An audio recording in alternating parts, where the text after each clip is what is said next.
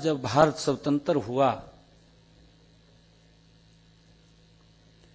और उस स्वतंत्रता के लिए हमारे देश के नायकों ने अपने महाबलिदान दिए, उन लोगों ने महाबलिदान इसलिए दिए कि हमारी आने वाली पीढ़ियां सुरक्षित रहें। जो अत्याचार हम सह रहे हैं, हमारी आने वाली पीढ़ियों के ऊपर वो अत्याचार ना हो। उन्होंने अपने बलिदान इसलिए नहीं दिए थे कि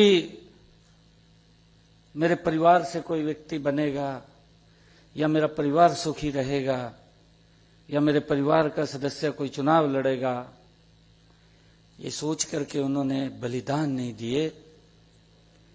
उन्होंने बलिदान इसलिए दिया कि हमारी आने वाली पीढ़ियां वो सुरक्षित रहें, वो भी खुली हवा में सांस लें, उनके ऊपर भी कोई अत्याचार ना हो। जो यातनाएं हमने सही हैं वो यातनाएं वो न सहें। उस कारण से उन्होंने अपनी कुर्बानियां दी हैं। और उस आजाद भारत के अंदर वो दौर वो 1975 में देखने को मिला, उससे भी बड़ा दौर देखने को मिला।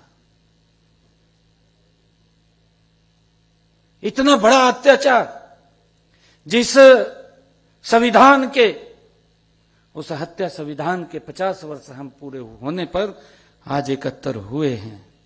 आज हम उस दौर को याद कर रहे हैं कि आजादी के बाद अपने स्वार्थ के लिए ये दौर दोबारा खड़ा ना हो।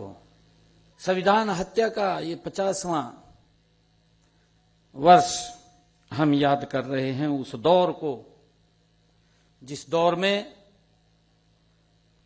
हम ये सोच रहे थे कि अब कोई विपत्ति नहीं आएगी,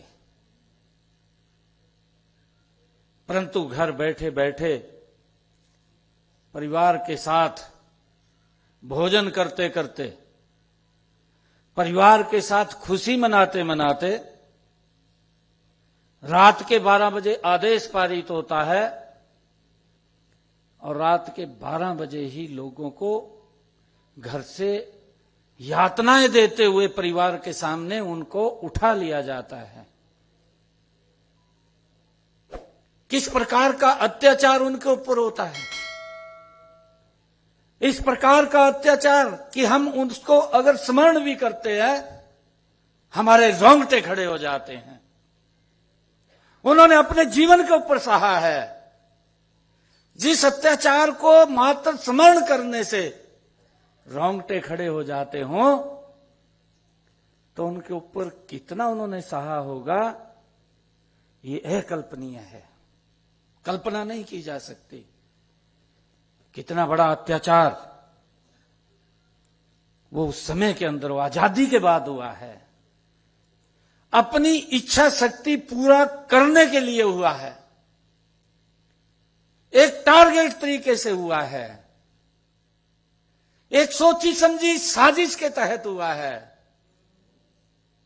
कि मैं हूं और कोई नहीं है। ये अहंकार था,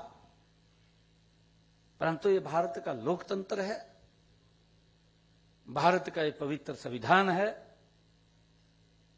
जिन हमारे महापुरुषों ने इस पवित्र संविधान की रचना की, हमें दिया, उन्होंने एक एक शब्द, हमारा एक एक व्यक्ति सुरक्षित हो, उसकी संविधान की पवित्र रचना हुई है। परंतु किस प्रकार से अपने स्वार्थ के लिए उस पवित्र संविधान को कुचल दिया गया, उसको तोड़ मरोड़ दिया गया। अभी हमारे दर्शन ब्रिज ठक्कर जी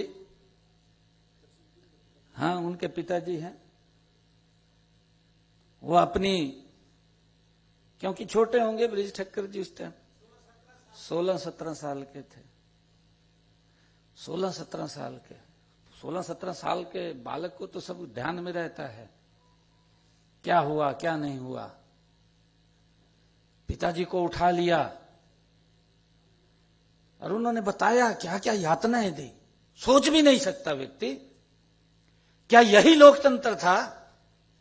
क्या हमारे आजादी के रणबांकुरों ने यही सपने देखे थे कि भारत आजाद होगा और आजादी के अंदर लोगों के ऊपर यातनाएं हो जाएंगी?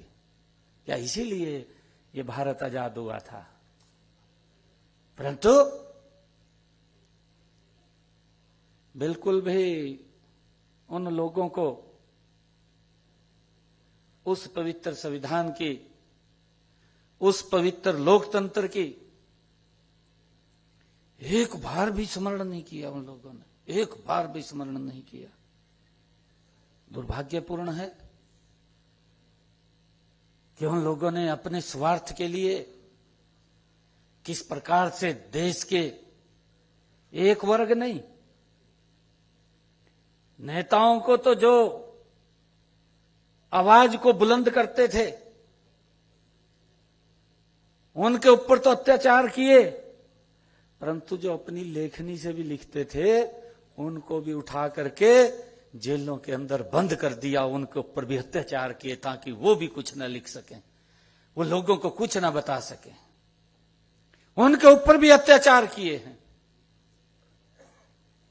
और वो अत्याचार क्योंकि भोजन भी नहीं मिलता था, भूखे रह करके। और अभी हमारे ब्रिज ठक्कर जी बैठे हैं, इनके पिताजी को जब गिरफ्तार किया, गिरफ्तार करके ले गए, कहा व्यक्ति की जय बोलो। उनसे बोला गया, उनसे यातना दी गई। बिल्कुल, वो इस भारत मां को प्यार करने वाले लोग, वो व्यक्ति की पूजा नहीं, वो इस भारत मां से प्रेम करते हैं। उन्होंने कहा कि मेरी गर्दन उतर जाए परंतु व्यक्ति की जय नहीं बोलेगी, इस भारत मां की जय बोलेगी।